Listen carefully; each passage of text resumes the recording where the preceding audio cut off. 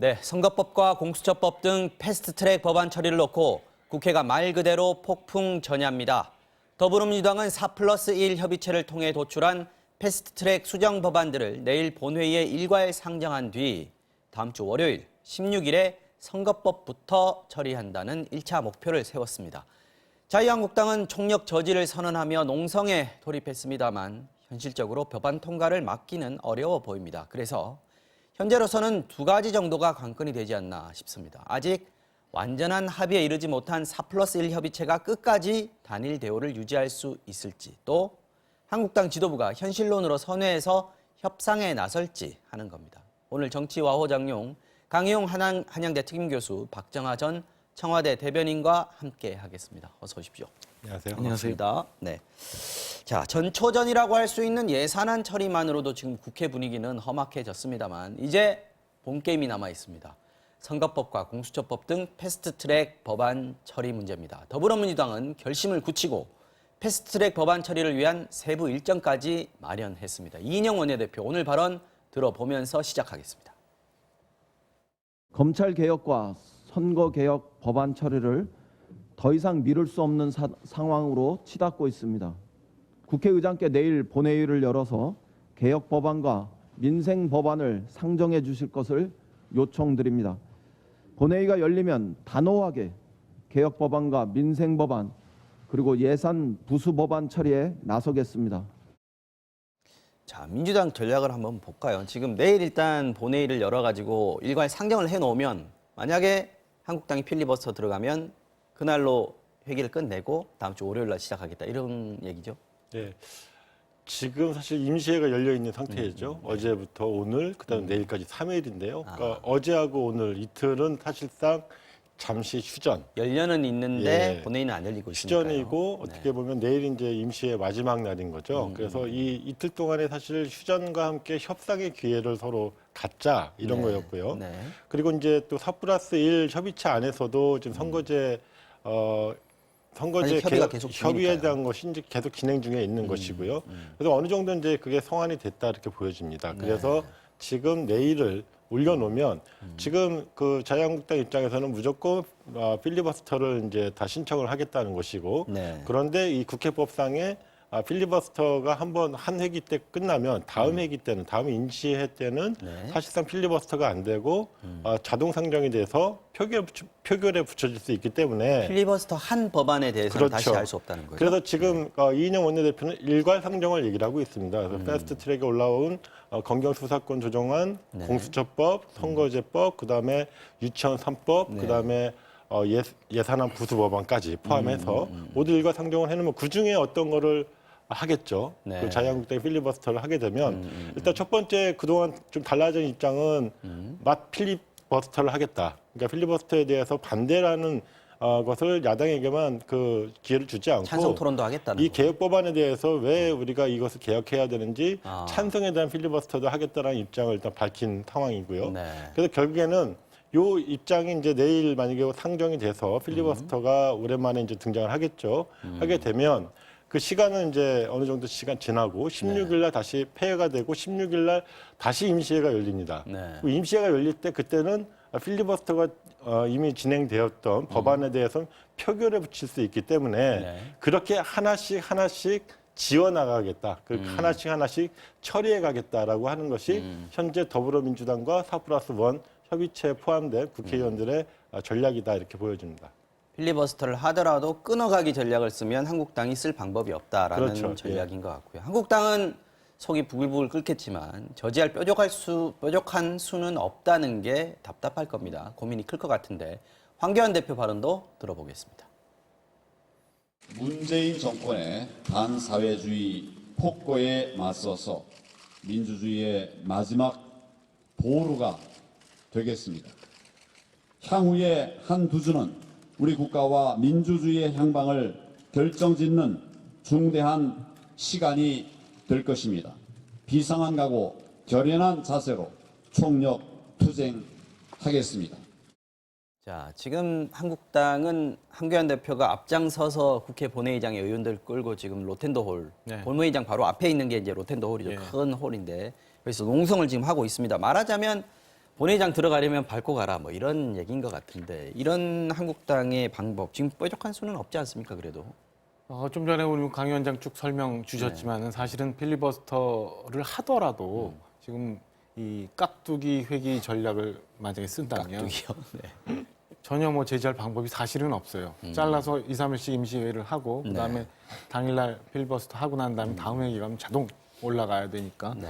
현재로서는 속수무책인 상황이니까 당대표 중심으로 해서 로템드 홀에서 이제 최소한 못 들어가게 막으려고 뭐라도 해야 된다. 뭐 뭐라도 이런 해야 건가요? 되니까 막으려고 하고 있는데 글쎄 제가 만약에 자유한국당 원내대표 단이라면 좀 다른 고민을 좀 해봐야 될 것 같아요. 우리 저희가 이제 예산안을 예선전이라고 하고 그렇죠. 네, 전초전. 뭐 지금 남은 필버스터 법안에 대해서 본 게임이라고 표현하지만 국민의 입장에서 볼 때는 사실은 예산도 굉장히 중요한 그럼요. 본 게임이었어요. 본 게임 속수무책 당했습니다. 네. 512조나 되는 예산안 그냥 통과됐어요. 올 초에도 봤습니다만 우리 미세먼지 대책 때문에 뭐 추경 예산 필요하다 막 했는데 미세먼지는 아직도 여전히 오고요. 네. 그때 당시 뿌려졌던 그 마스크 같은 거 지금도 어디 노인정이나 마을회관 같은 데 가면 굉장히 많이 남아있을걸요. 그런 식의 예산들이 그냥 막 갔어요. 그러면 자유한국당 입장에서 제가 볼 때는 명분도 잃고 실리도 못 챙겼어요. 뭐 실리라는 게 지역구 예산을 챙긴다는 게 아니라 네. 야당으로서 당연히 정부 안에 대해서 정말 면밀히 심사해가지고 꼭 필요한 예산만 올라갈 수 있게 해야 되는데 그마저도 잃었고 그렇다고 예산을 저지한 것도 아니고 그럼 저는 제가 볼 때는 명분도 실리도 다 잃었다고 보는데 그럼 이 시점에서 그럼 자유한국당은 어떻게 해야 되냐. 저는 최소한 이런 거라도 챙길 수 있는 방법을 찾아서 뭔가 협상을 좀 진행해야 되지 않을까 이런 생각을 합니다. 앞서 앵커 말씀 주셨지만 사실은 4+1이라는 이상한 협의체가 물론 있습니다만 그 안에서도 선거구제에 대해서 아직 민주당과 정의당 안이 정해지지 않았어요. 네. 만약에 자유한국당이 그 안에 들어가서 협의를 한다면 아니면 물밑이라도 뭔가 협의안을 민주당에 준다면 네. 그 공조마저도 흔들 수 있는 방법일 수 있거든요. 한국당이 어떤 틈새를 공략하면 공조를 흔들 수 있다. 전 뭔가 방법을 찾아야 네, 네. 국민들로부터 지지를 받을 수 있고 그다음에 당 원로께서들은 뭐 투쟁해야 되고 저항해야 된다고 얘기하지만 네. 사실은 그건 여론이 좀 받쳐줘야 되거든요. 여론이 좀 받쳐준다면 그 동력을 가지고 투쟁하고 저항할 수 있는데 오늘 아침 새로운 그 정당 간 지지도를 보면 또 다시 좀 하락했단 말입니다. 그러면 지금처럼 사실은 정부 그다음에 여당에 무언가 견제할 수 있는 이슈들이 많은데 네. 가령 예를 들면은 뭐 민정수석실에서 있었던 유재수 전 부시장 건이나 백원두 전 비서관 건이나 국민들이 공부를 충분히 할 수 있는 이슈들이 많은데 그런 거 다 묻혀져 버리고 지금 다시 필리버스터 원내 뭐 이런 싸움만 보여지거든요. 그러니까 저는 마냥 그 계속되는 방법이 없으니까 투쟁해야겠지만 그 강경 대응보다는 물밑에서가 뭔가 협상을 해서 뭔가 찾을 수 있는 부분은 찾아와야 되는 거 아닌가라는 생각을 좀 합니다. 그래도 만약에 내일 본회의가 열린다라고 하면 한국당으로서는 필리버스터를 또 안 할 수는 없는 상황 아닌가요? 그래야 좀 시간을 좀 벌지 않나요? 그거마저도 할 수 있는 방법이 없으니까 저는 필리버스터 당연히 해야 된다고 생각하고요. 저항해야 된다고 생각해요. 근데 저항하고 투쟁하고 강경 노선을 걸으면서도 사실은 뭔가 챙길 수 있는 부분이 있다면 챙긴다는 게 무슨 이익을 챙기는 게 아니라 이 교착된 국면 그리고 자유한국당이 처해진 상황을 좀 뚫고 나갈 수 있는 길이 있다면 찾아보는 것도 방법 아닌가 이렇게 생각을 합니다. 지금 문희상 의장이 일단 본회의를 개최할 수 있는 그래서 민주당도 문희장에게 요청을 하는 형식 아니겠습니까? 반드시 하겠다라고는 하지만 문희상이 본회의를 안 열 수 있는 그런 가능성도 있다고 보십니까? 일단 문희상 의장이 인내의 시간은 끝났다라고 이제 보여집니다. 그동안 오랫동안 여야 간의 합의를 종용을 해왔고 특히 이 패스트트랙 법안 같은 경우에는 국회법상에 이미 330일간의 숙려 기간을 거쳤고 그 기간 동안에 충분히 토론하고 논의할 시간들이 보장되었습니다만 자유한국당이 그동안 이 부분에 대해서 거듭 거부해 왔던 것이죠. 그러니까 삭발, 단식, 그다음에 뭐 장애 농성, 그다음에 보이콧, 줄기차게 1년 동안 사실 국회를 마비시켜 왔고 이 법안에 대한 논의의 자리가 마련되어지고 일관되게 이 협상을 하자라고 하는 주장과 제안이 있었음에도 불구하고 거듭 거부해 왔죠. 지금 최종적으로 어떻게 보면 황교안 대표는 이제 당 대표가 되고 나서 이제 3종 세트를 다 하신 거예요. 삭발, 단식, 농성까지. 이렇게 되면 결국 망가진 것은 뭐냐? 국회죠. 국회가 정상적인 기능을 하지 못한 것입니다. 사실 어제 뭐 예산안 통과 갖고 의회 쿠데타라고 얘기하지만 쿠데타라고 하는 거는 정상적인 국가 기구의 기능을 무력화시키고 마비시키는 게 쿠데타라고 한다면 지금 누가 국회의 기능을 마비시키고 있는지 국민들이 지켜보고 있다고 생각합니다. 조금 전에 우리 대변인께서 여론조사 사례를 들었습니다만 3개월 만에 자유한국당 지지율이 20%대로 추락했고 더불어민주당이 40%대로 올라갔습니다. 이것은 현재 보여지고 있는 국회에서의 자유한국당의 이러저러한 행태들에 대한 국민들의 평가다 이렇게 보여집니다. 그리고 사실 문재인 대통령 국정수행 지지율도 지금 긍정이 부정을 앞선 지 꽤 됐거든요. 네. 이런 부분으로 봤을 때 자유한국당이 이제는 출구가 없다라는 식으로 무조건 막가자식으로 갈 것이 아니라 이제는 협상을 해야 될 때다 이렇게 보여집니다. 탑+1이 이게 갑자기 생긴 게 아니지 않습니까? 이게 최초의 그 모태를 찾아보면 지난 12월 달에 여야 5당 원내대표가 사실 지금 패스트트랙에 올라와 있는 연동형 비례대표제와 공수처 설치법, 검찰개혁 법안에 대해서 검토를 하기로 했던 뭐 논의를 시작하기로 했던 합의를 시작하면서 만들어진 겁니다. 그것을 자유한국당 그 나경원 원내대표가 의원총회에서 취임받지 못함으로써 사실상 번복함으로써 깨졌고요. 그 논의를 이어가자라고 하는 다른 정당들의 의견들이 모아져가지고 지난 4월 달에 여야 4당이 이 패스트트랙 법안을 만들었고 이 패스트트랙에 올려놓은 것이죠. 그동안에 사실 논의 기간이 많았습니다만 이것을 걷어차고 결국은 스스로 고립을 자초한 자유한국당이 지금 4+1이라고 하는 동료 의원들을 그렇게 뭐 괴단체라는 식으로 몰아붙이고 있는데 그것은 적절하지 않다 이렇게 보여지고요.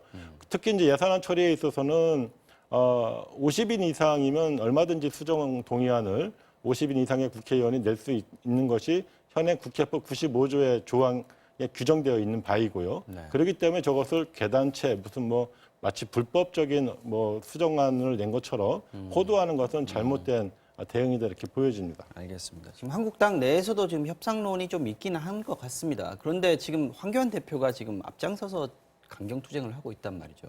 그렇다면 심재철 원내대표가 뭐 지난번에도 한번 합의안 가져갔다가 거부를 당했고 이번에도 협상을 좀 시도할 수 있을 만한 좀 공간이 좀 부족한 거 아니냐 이런 얘기들도 나옵니다. 어떻게 보십니까? 당 지도부가 워낙 강경하게 나오니까 그런 면이 없지 않아 있을 수 있어요. 근데 좀 전에 말씀드린 것처럼 사실은 지금 4+1 안에서도 틈새를 벌릴 수 있는 공간들이 좀 있거든요. 그러니까 민주당과 정의당 사이에 틈새를 벌릴 수 있는 거고. 지금 대표적인 게 연동률 얘기 연동률이 지금 거죠? 정의당은 50% 이상 꼭 받아야 된다는 상황이고 민주당은 협상을 위해서라도 자유한국당의 의견을 좀 구할 수밖에 없는 상황인데 저는 글쎄요. 국회에서의 협상 과정이 꼭 서명하고 날인하는 과정만이 아닐 수도 있다고 생각합니다. 물 밑에서 교류가 있을 수도 있고 협상안이나 문건을 만들지 않더라도 진행될 수 있는 부분이 있는데 너무 협상의 그 문을 닫아두면 오히려 잃은 게 더 많이 생길 수도 있다라는 말씀을 드리고요. 기본적인 거는 사실은 아쉬운 부분은 자유한국당이 그 좀 전에 강 위원장 조금 말씀 주셨지만 사실은 문희상 의장님한테 크게 기대할 수 없다고 생각하는 거는 지난 4월부터 느꼈었어야 되는 거예요. 일단 이 상황이 시작된 게 지난 4월에 뭐 불법인지 아니지만 사보임부터 시작됐잖아요. 그때부터 잉태되어 온 것이 여기까지 왔어요. 그렇다면 문희상 의장님 의사진행 저렇게 할 거다. 민주당 저렇게 강행할 거다라는 가정하에 원내대책이나 이런 것들을 좀 수립했어야 되는데 그리고 앞서 말씀드린 것처럼 국민들의 여론을 좀 환기시킬 수 있고 저렇게 청와대 여당이 너무 독주하면 안 된다라는 여론을 얻을 수 있는 그런 이슈들을 찾아서 좀 더 투쟁은 그쪽 방향으로 했어야 되는데 라는 생각이 듭니다. 지금 현재 말씀드렸지만 사실은 선거구제도 그런 틈이 있어요. 이미 뭐 연동형 비례대표제라고는 하지만 이미 누덕이 돼버렸어요. 뭐 250석 지역구에 50석 남은 비례대표 가지고 50% 연동을 하느냐, 뭐 30%를 하느냐 크게 차이가 별로 없어졌거든요. 원안에서 큰 차이가 나버렸다. 저는 뭐 이름만 준 연동형이지 이미 과거 방식하고 큰 차이가 있느냐 이런 생각이 들어요. 그럼 여기에 들어가서 협의하고 협상할 룸을 찾아볼 필요도 있다고 보여지고요. 공수처법 같은 것도 마찬가지예요. 하다 보면 뭐 대통령의 인사권을 좀 제한하는 방법도 있을 수 있고 네. 이 법의 시행 기간을 좀 늦출 수도 있는 거고 여러 가지 방법이 있는데 너무 놔두고 있다 보면 현재로서는 저항할 방법이 전혀 없어요. 저항할 네. 방법이 전혀 없는데 그렇다고 속수무책으로 당하는 게 옳은 것이냐 아니면 무언가를 조금이라도 바꿔보려고 하는 게 옳은 것이냐. 저는 원내에서는 조금이라도 바꿔보는 전략을 세우는 게 맞다라는 생각입니다. 현실적인 방법을 얘기해 주셨는데 지금 아까 말씀하신 것처럼 아까 강영 교수께서는 이렇게 말씀하셨습니다. 4+1 협의체에서 어느 정도 성안이 된 걸로 알고 있다라고 말씀하셨는데 연동률 얘기도 나왔고요. 그리고 공수처법은 어느 정도 이제 백혜련 법과 권은희 안을 좀 결합한 형태로 합의가 된 걸로 알고 있습니다만 의외로 그 검경 수사권 조정과 관련해서 또 이견이 좀 나왔다고 그럽니다. 그래서 아마 어저께 이해찬 대표가 검찰이 지금 로비하고 있다 경고를 날리기도 했었는데 그렇다면 약간 균열이 있는 거 아니냐 하는 생각도 듭니다. 이 균열을 만약에 한국당이 협상으로 파고든다면 내일 본회의 상정 자체가 좀 힘들어지는 거 아니냐 하는 생각도 좀 들고요. 어떻습니까? 그렇지 않을 것 같고요. 일단 그 균열의 내용이나 성격을 봤을 때 이 어떤 법안 통과를 지연시키거나 저지할 만한 이거를 본질적인 건 아니다. 중단할 만한 내용은 아니라고 하는 것이고요. 네. 지금 사실 그 자유한국당이 이 부분에 있어서 협상을 한다면 이인영 원내대표는 이렇게 얘기를 합니다. 연동형 비례대표제를 받아들일 것, 네. 그다음에 공수처 설치를 동의할 것, 이 두 가지만 된다면 언제든지 유연하게 자유한국당과 협상하겠다 이렇게 얘기를 했습니다. 열어놓겠다라고 예. 얘기했죠. 근데 이 부분을 계속 걷어찬 거거든요. 이게 이제 일주일 전 얘기인데 그 동안에 자유한국당 입장 하나도 바뀌지 않았습니다. 그리고 이 연동형 비례대표제에서도 이제 50%냐, 20%냐, 뭐 30%냐 일단 요율의 문제가 아니라 지금 자유한국당 같은 경우에는 아예 비례대표제를 없애자는 당론을 아직 철회하지 않고 있어요. 네. 그러니까 실제로 본인들은 이 논의에 있어서 한 발자국도 진전이 없는 상황, 즉 연동형 비례대표제 논의 자체를 막기 위해서 사실 어울리지 않는 제안을 한 거 아닙니까? 사실 270석이라고 하는 오히려 지역구 의석수를 늘린 안을 갖고 온 상황이에요. 그죠? 300석에서 30석을 줄이자고 하는 건데 실제로는 비례대표를 없애는 거니까 나머지 270석은 지역구 의석수를 늘리겠다고 하는 겁니다. 그런데 헌법적으로나 그 법률적으로 저희가 비례대표제를 채택을 하고 있기 때문에 그 부분을 없앤다는 건 있을 수 없는 일이거든요. 그러니까 말 그대로 이 선거제 협상에 대한 태도를 보여주는 겁니다. 자유한국당이. 그래서 그렇게 무책임한 태도로 과연 어떠한 그 책임 있는 결과물들을 내올 수 있겠는가라고 상당히 회의적일 수밖에 없는 것이고요. 지금이라도 사실은 협상의 가능성은 계속 열어놓고 있습니다. 사실 어제 두 가지 이제 좀 기대할 만한 것이 있는데 하나는 심재철 원내대표가 새롭게 선출돼가지고 네. 그나마 협상을 해서 뭔가 합의문을 썼어요. 물론 그것이 의원총회에서 또 거부가 됐습니다. 거부가 됐습니다만 심재철 원내대표의 태생 관계를 태생의 그 어떤 배경을 보게 되면 사실 황교안 독주 체제에 대한 반감으로 그렇죠. 형성이 된 예, 거거든요. 그런 성격이 분명히 있습니다. 그렇죠. 그렇기 때문에 지금 의원들 사이에서는 말은 못하지만 부글부글 끓지만 자 50% 총선 불가리 하겠다. 또 총선 기획단에서는 뭐 공천을 원천 배제하겠다. 이런 식으로 으름장을 놓고 있으니까 의원들이 사실 자유한국당 의원들이 겁을 먹고 얘기를 못하는 거지만 속으로는 언제든지 자기네들의 의사 표현을 할 수 있는 준비는 되어 있다 이렇게 보여집니다. 그러면 결국에는 새롭게 만들어진 원내대표 리더십을 가진 그 심재철이라고 하는 정치인이 어떻게 이 국면을 돌파를 해서 자유한국당을 위기에서 구할 것인가, 황교안의 이 독주 체제로부터 구할 것인가, 사실 이것을 기대하는 자유한국당 의원들이 다수 있을 겁니다. 그래서 저는 이 부분에 있어서 말 그대로 원내에서의 문제이기 때문에 원내대표가 책임을 지고 황교안 대표와 담판을 줘서 좀 협상에 임하는 모습을 보이는 것만으로도 예를 상당한 들면요. 예. 지금 한국당이 오늘 또 의총이 있지 않습니까? 네. 지금 아마 하고 있을 텐데 여기서 의원들의 표수로 머릿수로 협상을 하자라고 결정을 해가지고 그걸 들고 황교안 대표랑 같이 다시 얘기를 해보는 그런 방법도 나올 수 있지 않겠느냐. 일종의 황교안 대표로 봐서는 좀 반란이라고 볼 수 있을 것 같은데 그런 가능성도 있지 않아요? 일단 의원총회를 열면 이제 의원들이 자유발언을 계속 하니까 봐야 될 텐데 전체 분위기를 한번 상황을 봐야 될 듯 싶어요. 그러니까 좀 전에 말씀하신 것처럼 의원들이 이 의견을 모아서 황교안 대표한테 협상을 하자는 의견을 낼지 아니면 강경한 분위기가 더 계속될지 봐야 되겠습니다만은 그래서 일단 그 현재 자유한국당 내 구조나 뭐 이런 거 보면은 크게 변화가 있을 것 같다. 라고 기대하기는 조금 무리인 그러니까 것 같고. 목소리 크기로 얘기하면 강경파가 항상 우선하니까. 앞서 있었으니까. 그러나 이제 막상 표결을 한번 해보면 좀 다르지 않을까 싶은 생각도 좀 들고요.